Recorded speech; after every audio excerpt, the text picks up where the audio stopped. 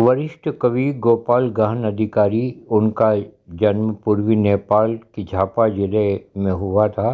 उनका पहला कैरियर झापा जिले में था, लेकिन अब वो विराटनगर में सेवानिवृत्त जीवन जी रहे हैं। कवि गहन की कविताएं प्रकृति के साथ सामंजस्य बिठाकर रची गई हैं।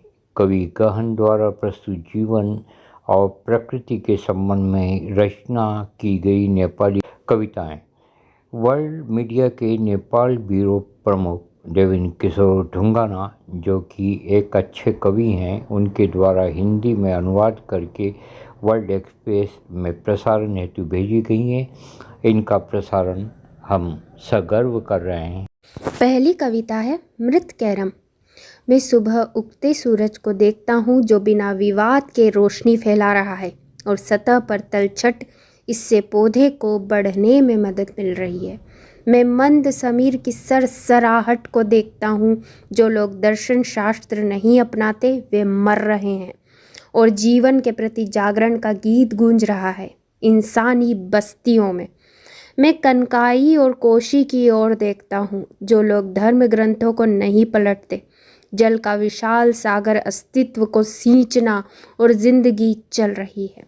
हम लोग प्रकृति से दूर तर्क, सिद्धांत और शास्त्र, जहर पीना, पीयूष तोड़ने के व्यवसाय में आप सफल होने का प्रयास कर रहे हैं और हम डेढ़ कैरम खेल रहे हैं। दूसरी कविता है प्रसव पीड़ा। मैं व्यस्त हूँ, मैं बिखरा हुआ हूँ, हवा से उड़े कागज़ों की तरह मैं भारहीन हूँ। लहरों की तरह उछाला मैं आसमान में पागलों की तरह दौड़ रहा हूँ। पानी देने में असमर्थ मैं बंजर खेतों में रोया हूँ। शायद मैं एक शांत झील की तरह हूँ, पानी की लहर नहीं उठी, अंधेरा इसे बर्दाश्त नहीं कर सका। एक पूर्णिमा जून पूल में आभा को प्रतिबिंबित करना और काटना, प्रसव दर्द में मुझे डर लग रहा है। तीसरी कविता है हम फूल लगाना चाहते हैं। हजारों लोहे के कण एक चुंबक की ओर आकर्षित होते हैं। विचारों की एक अंतहीन लहर मन को खींच रही है।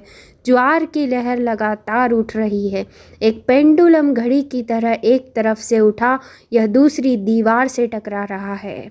हम बिजली के बोल्ट की तरह हैं, गड़गड़ाहट के झटकों के साथ हम अनियंत्रित रूप से कांप रहे हैं। काश पूरी जिंदगी ऐसे ही कट जाती है। चोट पर चोट, लगातार आघात, विचारों की परेड कभी खत्म नहीं होगी। हमारे मन भरो बेहशी मुझे हर दिन परेशान कर रहा है।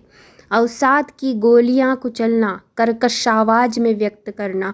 हम भयानक दर्द से कतराते हुए क्षितिज में लेटे हुए हैं। रात्रि में अनिद्रा उत्पन्न करने से लगातार दिशा बदल रही है, जैसे सांप मेंढक को निगल जाता है। अंधकार छा जाता है। यह रात कितनी बेहुदा और बेरहम है। यह बहुत कुछ लेकर चल रहा है। मन भयभीत है। सर्द रात में पसीने वाली गर्म भाप चल रही है। और भी अधिक लोमड़िया कुत्ता दूर से भौंकता रहता है। यांकिरी के भयानक अबोध गम्य शब्द, यह व्याभिचारी रात्रि कितनी कष्टदायक है। हाल ही में शायद पूर्व मुर्गा अपनी गर्दन फैलाता है। यह भोर का संकेत दे रहा है। पक्षी चहचहा रहे हैं। भोर का उदय हो रहा है।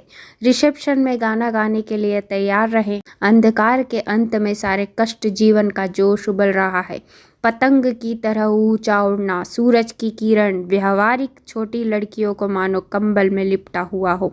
मन और शरीर को तरोताजा करना, अवसाद और ठंडी रात में लगातार धूप हम हमला करना चाहते हैं। हम दिन के उजाले में निदान के डॉक्टर और संत हम फूल लगाना चाहते हैं।